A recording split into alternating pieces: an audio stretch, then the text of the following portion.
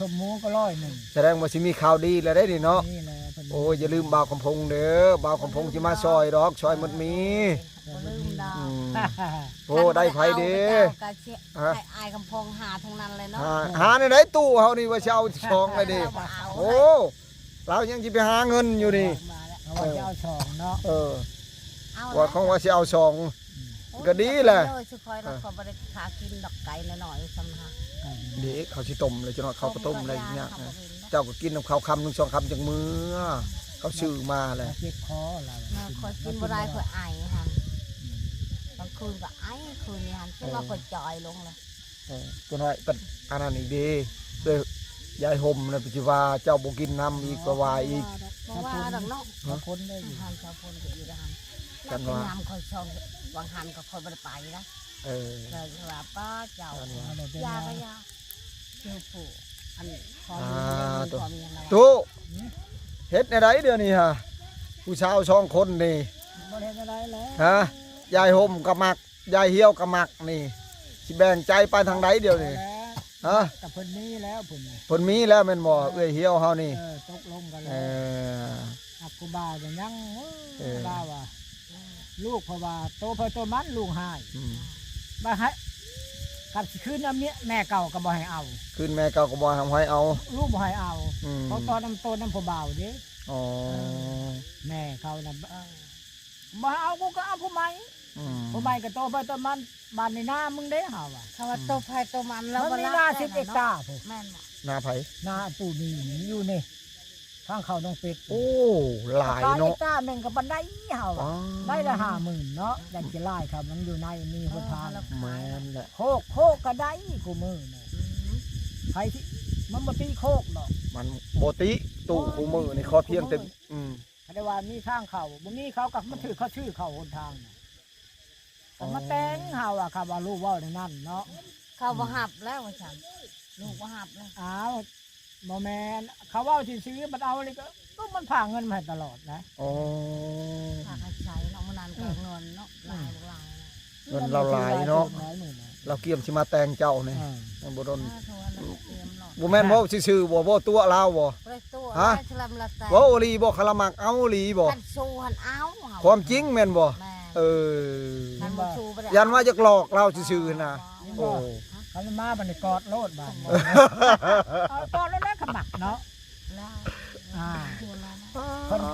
พิ่นเก่งได้มื้อน่ะได้มื้อน่ะเพิ่นหานได้เพิ่นบายมื้อเช้าเราได้มื้อน่ะ มื้อนั้นอันใด บายเราได้ โอ้แสดงว่าสิมีข่าวดีแล้วได้นี่เนาะ ทีนี้แล้ว บ่สร้างซื้อเมียใหญ่ เฮ็ดได้สิอกหักเฮ็ดไหนบัดนี้สิบ่อกหักบ่ตู้บัดนี้ ฮะ เฮ็ดไหนสิบ่อกหักบ่บัดนี้ เอานะ เออ บ่อกหักดอกเที่ยวได้ก็ดีแหละเนาะ เสียวได้ก็ดีบ่ คนแน่ อะไรน้ำทุกอยากน้ำ ยันว่าเนาะเฮาอกหักเด้บัดนี้เฮาสิเฮางอยบ่ได้ บ่เป็นหยังดอกบ่เป็นหยังดอกตูนบ่เป็นหยัง ช่างให้ เพราะก่อนนะโอ๊ยบ่ได้เรื่องดอกพวกนั้นนะ ยันว่าสิเงางอยเต็มที่แล้วนี่ บ่เป็นหยัง พอตั้งโตได้อยู่ติ ได้เลย ก็มีอยู่เด้ผู้สาวเด้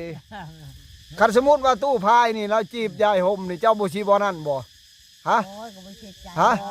เจ้าสิบ่นั่นบ่ยันว่าสิหึงคือเก่าอีก นั่ง เจ้าเข้ากันแล้วมื้อน่ะ โอ้ นั่งเราจะเอาก็เอาคอยบริหาร แสดงว่าเข้าใจกับตู้มีแล้วบัดนี้เนาะโอ้ตู้มีนี่ค่อยพร้อมค่อยก็พร้อมอยู่ตู้มีนี่ลาวคนกับคนซื่อๆได้อยู่ซื่อๆ คือเป็นเฮือนเลยคือคอยนอนไปได้ไม่ไปใครนะนี่เป็นเฮือน แล้วเฮ็ดหยังแล้วเฮ็ด กินบ้าเฮ็ดบ้าขุดจะล่าคอย เราก็ไปแบบนั้นแหละเราก็ดี ไปตำถูกตำยากนี่แหละหาอยู่ไปบริกิน ถามว่าเรามักเราว่าบ่มักอยู่เจ้าหั่นตอนนั้นเราว่าบ่มีเงินแต่งเจ้าปัดเว้าช่วงนั้นปัดเว้าหลายลายแล้วเนาะ เป็นชาวล้านเว้าเราว่าโอ้บ่มีเงินแล้ว อธิบายตัวนี้ให้เราพังอีกว่าควายความหัวผีนั่นมีคนมาขาแล้วมาล้มแอกเอาเป็นพูดก็ได้ไหน มันก็ง่ายแหละแบบนั้น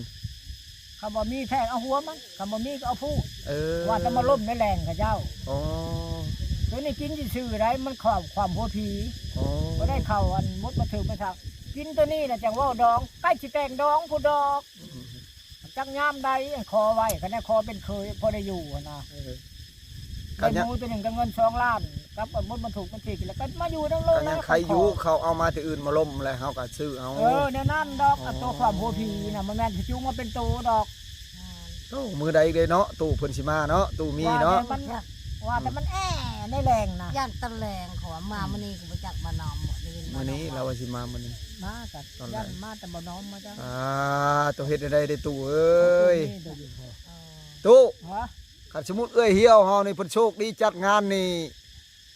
เพิ่นไปฮอดสิไปอยู่บ่ ไปแล้ว ไปคือกันบ่ ก็บ่ฮอดก็บ่มาเลย อ๋อ เนาะ กันละคน โอ้ ไป โห คนลืม ฟังเว่านี่สิมีข่าวดีได้ดิเนาะ ได้เพิ่นนี่ได้เห็นบ่เพิ่นบ่แต่งเทศบ่แต่งทรงเนี่ยนะ แต่งยังเนาะ แต่บ่แต่งช้ำนี้กับผู้บ่าวยังลุมเข้าแล อืม เพิ่นนี่แหละดีใจนำเพิ่นนะ อ่ะ ก็ยังให้เสี่ยวได้อยู่เพิ่นอ่านกันเนาะ มีแต่ยายห่มแหละหมดเท่านั้นแหละ เฮ็ดตอนนั้นแหละ เออ ไปเผากล้าอยู่หันให้ลาวเฮ็ดจังได ได้ห่มก็หลายใจ บ่ข่าวว่าสิไปหาเงินอีกบ่เดียวนี่ฮะ เจ้า ว่าสิไปแล้วตั้งใจ โอ้ ไป ลงไสก็ไปนี่ปากเซบ่หรือสิ สิ ใช่ ไปแล้วตะปือเพิ่น อัตตะปือทุกแสดงว่าลุยทางไกลได้บัดนี้เนาะ ร้านก็มาฮอดเช้าสิได้ไปแล้วบัดนี้ โอ้ เจ้าถ้ากินต้มไก่น้องเจ้า เอาแล้วสิไปว่าต้มไก่ต้มกานะว่าเลยตัวนี้มันทุกข์ก่อน แสดงว่าหาเงินนี่มาขอผู้สาวหรือสิมาเฮ็ดเฮือนเดี๋ยวนี้ฮะ นั่นแหละแล้วผู้สาวกันผมเพิ่นนี่แหละ โอ้ อันนั้นนะผู้สาวอันเว้านี่นะ เพิ่นเว้าในใดผู้สาวนะฮะ เพิ่นยังบ่ได้ตกลงใด เพิ่นให้รอ ล้ออันนั้นก็ได้ แสดงว่าอกหักมาวางใดนี่แหละคิดว่าย่านตู้หลอกบ่หรือว่าแนวใด เราก็ใจยังบ่ดีนะ โอ้ ถึกผู้เบา ต้ม ต้มเจ้าว่าตาบอด จนตาบอด เจ้าว่าเสียตาอะไร อันยายห่มหันใด ยายห่ม โอ้ก็เลยว่าคิดว่าย่านตู้หลอกต่อย ยันเฮาหลอก โอ้ เราก็ล้อไปสิก่อน โอ้เราบอกให้รอก่อนแม่นบ่ แล้วก็ว่าบ่ได้ตัดเอาว่าบ่เอา อืม บ่เอาเราหักเบิ่งไปสิก่อน เออ เพราะว่ามันอกหักได้กี่นี่เจ้าว่าชีหูเสียตาเนาะ พี่ลึกเนาะตู้ ที่ลึกใน ก็บ่เคยเห็นแบบนี้แหละคนเฮา อกหักเจ้าว่าเสียสิทธิ์เนี่ยเจ้าว่าบ่เห็นหุ่งเห็นเหือง อืมคือตู้อกหักตอนนั้นแหล้วเนาะจนส่งน้ำเกลือ โอ้ โอ้เพื่อสิพื้นน่ะบ่แม่นง่าย พื้นจะพ่อว่าวัยรุ่นเขาบ่จักความเหตุผูกคอลมคอตายเนาะ ทั้งแบบนั้นบ่ผูกคอตายดีบ่ หลายได้ อ๋อ หลายวัยรุ่นนะ อกหักนี่หันใด อกหักน้ำผู้สาวนี่ ป้า ห ฟั ลาง ยคนแล้วเนาะ บ้านในร้านผู้ค้านี่ก็คล้ายอยู่มันตั้งใจได้นี่เจ้าว่าจะเป็นบ้า โอ้ เป็นบ้าบ่ข่าวฮะพอเฒ่าตานายร้านอันอ้ายผู้น้ำมื้อนี้แหละ อืม อันน่ากระทึกผู้สาวนอก ผู้สาวหลอก ผู้สาวหลอก โอ้ เฮ็ดเฮือนเฮ็ดชาติแล้วเขาเลยบ่เอาบาดนี่ โอ้ มันก็เป็นบ้าบ่แล้วคนเนาะ ตั้งโตบ่ได้เนาะ ตั้งตัวบ่ได้ดิเนาะ วัยรุ่นอีกซ้ำแม่นบ่ วัยรุ่นยังบ่ได้เมียจักเทื่อแล้ว นั่นแหละยังว่า เฮานี่ยังว่าเฒ่าแล้วเนาะ โอ้ย มันตั้งใจได้สำเฮาน่ะอันนั้น โดย มันตั้งใจบ่ได้ดินอนเป็นบ้าแล้วจะมาเอาไปมาแล้วสิกินมากินกาวบ่ได้ แม่น คนมันเสียใจเนาะ อ๋อ โอ้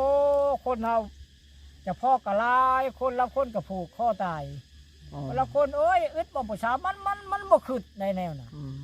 มันคิดบ่แล้วนำผู้นี้เนาะ โดย ห่มอยู่คือเฮาอันขึ้นฮอดนี่แหละบ่มีทางว่าสิไปดอกมีแต่แนวเดียวซ้ำไม่สิผูกได้เนาะคน แม่นละไปในการจักเดือนขันไปนี่ จังว่าเว้ากันก็ว่าเฮิงแน่ละรุ่นนะ หึงแน่บ่ยัดปีหน้าพุ่นแหละเนาะ ด้านพุ่นแหละ โอ้ เก็บกาแฟแล้วบ่ได้ เก็บกาแฟแล้ว พอมันจ้อได้แต่ไปของ โดย หน้ามันก็สิบ่ได้ดำดอกคนน่ะ โดย มันมีแต่หวานน้ำเบิดแหละลูกหลานก็ได้ แม่นละ มันบ่มีผล อืมโอ้ย แน่นอน เจ้าคิดอยู่บ่ยายเหี่ยวนี่ยิ้มแป้นอยู่ ติดแต่มาตะกี้นี่บ่ได้ค่อยเบิ่งนี่ได้ จังว่า มีพิรุษอันมือนี่หั่นไปจักเพิ่นว่าสิโชคดีหั่นน่ะมื้อนี้ฮะ เพิ่นมีแต่นั้น โอ้ ดีใจหุ่มๆเนาะ ขอระบ่ฮู้ว่าผู้บ่าวมามื้อซื่นเนี่ยดอก เพราะว่ามาได้ เพิ่นมาต้มไก่บ่หรือเพิ่นเฮ็ดนั่นแหละเอามา ว่าเพิ่นซื้อมา ชื่อหยัง ซื้อขนมมาให้ โอ้ซื้อขนมมาฝาก แม่ หวานอยู่บ่กินก็หวานอยู่บ่ บ้านและขนม แป้งก็บ่มี แป้งได้ซะ บ่เพิ่นบ่ได้บอกเพิ่นบ่ได้ซื้อมา หา บอกเพิ่นได้ซื้อมา เออ มันให้ ให้แต่เงินซื้อเอาเอง ให้ ก่อน เงินเพราะว่าชื่อเอาเองเนาะ สมมติตอนนั้นแล้ว แสดงมาบ้านนานี่จะได้แป้งอยู่บ้านนี่เนาะ ย่าน เออ แห้งหน้าขาวแล้ว แห้งหน้าขาวเลยบ้านนี่ชุดนั้นขาวหลายเติบเลยได้ชุดนั้นเลย ก็ข้าวเลยแต่ เอ แบบ อพูดเห็นบ่ว่าคอยเว้าเอาซื่อๆบ่ได้ตั้งแม่นเลยใด อันนี้หันบ่ได้ทาบ่ได้หยัง เอออืมเพราะว่าโอ้แสดงว่าใกล้สิโชคดีนี่มีแต่รอลุ้นกันไปเนาะมาเบิ่งว่าตู้มี เออพูนตู้พายว่าขอบายเนี่ยพอมีแห้งสิลงใต้ได้เฮ็ดอะไรไก่สิเป็นเมียเสี่ยวเลยเฮ็ดอะไรซั่น เออ เดี๋ยวอย่าให้เด้อบายแหละ เสี่ยวเอ้ยติอย่าให้เด้อติขอทำ บ่ได้มา ถ้าเป็นผู้ติดต่อให้เนาะ เป็นผู้บ่แล้วตู้พายล้มก่อน นั่นแหละบัตรติดต่อเพิ่ เดี๋ยวเสี่ยวมานำลังแล้วว่าลาวหันหัวแบบนี้แล้วว่าคอยนี่เป็นผู้มาแย่งแล้วว่า ได้ยินอยู่เหมือนว่าเอารถนั้นเชียวว่ะ ขอโทษเด้อแล้วว่า มันก็บ่ได้ดอกนั่นจะว่ามาได้เฮ้ย อืม อย่าให้เว้าขาดองนะเว้าได้หำบ่น่าจะได้ยินกับโตจังเว้ามื้อนั้น อืม ถามลาก็ว่ารุด5 ล้าน อ๋อ มันก็ซ้ำขอเอารถแหละเนาะ5 ล้านบ่เคยได้ยินแม่นบ่ แสดงว่าเราฮู้ความจริงคารองนะบัดนี้เนาะ บ้านนี้ท้องก็สลึงเดียวนึง เออ บ่นั้นแล้ว บ่หลุดสุด บ่ชุด ๆเงิน5ล้านคำสลึงหนึง ให้ได้แท้ๆได้สิลุง ควายตัวหนึง แม่ ตัวนั้นบ่ตัวนั้นว่าควายน่ะก็เอาก็เขียนไว้หั่นซื่อๆนะ อ๋อ คำพีบ่ทำแล้วก็แล้วคำง่วนนี่ได้กินนี่ตัวหนึงก็ธรรมดา ก็เลยเข้าไปคน มันแบบว่า มันควายบ่พุนอุ่นหลังมันบ่เกี่ยวดอกอันนั้นเนาะมันมีอยู่กับบ้าน แม่น คำพีบ่ทำก็เลยบ่ได้กินนี่ คือกันตัว คือ นั้น ก็มาเจ้านี่แหละ คือกัน อันง่วนน่ะได้กินนี่ตัวหนึงเท่านั้นแล้วก็เขียนไว้บ้านนี้คำว่าเพิ่นบ่ทำแล้วก็แล้วลังเทื่อทำก็เช่นลูกเช่นหลาน โดย คือพ่อใหญ่นี่ก็ยังนี่พ่อเฒ่าก็เสียเมียก็เสียก็ยังได้หับอยู่ได้ แม่น อ้าวพอได้ควายชรากับเจ้าเนาะ แม่นละ เพิ่นเอิ้นบ้านนี้พี่อ้ายฮะกับคนเล่าชูอันนั้นคนบ้านโคกลางย่างสูงนี่ใกล้บ้านหมอเนาะอันนี้นะดองเด็ดได้บอกดองตัวอันพิชราน่ะ โอ้ ดองเด็ด ดองเด็ดบ่ตัวนั้น ดองเด็ดดองเด็ดแล้วอันนะครับเฮาแล้วมาแปลว่าพิชราจะเอาปืนมันบ่แม่นดองเด็ดดองใหญ่ โอ้ ตะกี้ลาวเทิงนี่มีแต่หมูนี่แล้วก็เปลี่ยนใหม่มีงัวตะกี้มีแต่หมูได้ ตะกี้กินงัวอย่างเดียว บ่กินหมูตัวเดียวแล้ว เออ หมูน้อยๆก็แล้วแต่ อ๋อ นี่เนี่ยก็เปลี่ยนใหม่นิดนึงมันว่าจะกินนัวน่ะเนาะ อ๋อ แต่ตัวควายนี้ถ้าเพิ่นบ่ทำเลยก็แล้ว อ๋อ หักกูมือนี่เห็นบ่เพิ่นเขาเจ้าก็แตกใหม่เลยเขาเห็นแบบใหม่อีกมันบ่อย่างนี้แนวนี่ อ๋อ เพราะว่าพอเฒ่าตายปึ๊บเสียลงมาได้มาออกน้ำโลด อ๋อ จับขึ้นเลย มันหึงอันนี้ลังเถื่อมันลืมมืดเสียคือเฮานี่เช็ดลูกเช็ดหลานกันยังได้หัก อ๋อ เขาบ่เอาไว้นี่คำบ่เฒ่ายังบ่เฒ่าตายเลยว่าง่ายๆเสียสิเอาลงมานี่เขามาออกน้ำโลด อืม สิออกเป็นควายเคยมีแต่คน ถือว่าแล้วเลยแม่นบ่ แล้วเลยเพิ่นจ้ำขึ้นในมือนั่น เออ แล้วบ้านนี่ อ๋อ อันนี้เช็ดลูกเช็ดหลานจังบ่จังยังกันยังอันนั้นมันเฮิงโพด อืม แต่เพิ่นเปลี่ยนใหม่หลายได้แทนน้องโหงแทน อืม บ้านน้องหอน้องโห บ่ งแทนด้านเขียนนี่ ตู้ ฮะ บ่อยู่รอท่าเบิ่งหมออันตู้มีสิมาขอยายเหี่ยวนี่ เฮาว่ามาขอบ่ไหว้ได้เชียวเพราะว่าหักเข้าพรรษาน่ะก็ไม่อันมัน เข้าพรรษา แปดหน้าพูน แปดหน้าบ่ แปดสิมานี่บ่ได้เข้ามัน2คนเด้ แปดช่องหน เออ อ๋อยังมีเปอร์เซ็นต์อยู่เนาะ ยังมีเปอร์เซ็นต์อยู่มาไว้เฮาว่า อ๋อ ก็อาศัยเจ้านี่แหละอาศัยเชียวนั่นแหละขอให้เอาก็อาศัยเฮานี่แหละเฮา อืม เอาสั่งมาโลดเจ้าโคตรแหม่ อืม เจ้าโคตรก็แม่นหมู่ตัวเองนี่เฮาว่า โอ้แสดงว่าข่าวดีแล้วบัดนี้สิได้พรละวงแล้วบัดนี้เนาะ จะได้พร เออ ว้าวแล้ว เอาละวงแล้วว่ะ พรละวง โอ้เพิ่นสิได้ข่าวดีแล้วได้บัดนี้นะ ได้พอละวง นี่แหละยายเหี่ยวแล้วเพิ่นตู้มีสิมาขอเลยเดี๋ยวนี้ตกลงคาดองกันแล้วเลยนี่ มันเลิงแล้วมันจะเหี่ยละหัน เรื่องอะไร มาคันยังเหี่ยมา อ่ะทุกคนมีแต่รอรุ่นกันไปทุกคนรอรุ่น เออ เหี่ยละ คลิปนี้ก็จะได้จบสำนี้ก็เด้อทุกคนเด้อขอกล่าวคำว่าสบายดี สบายดี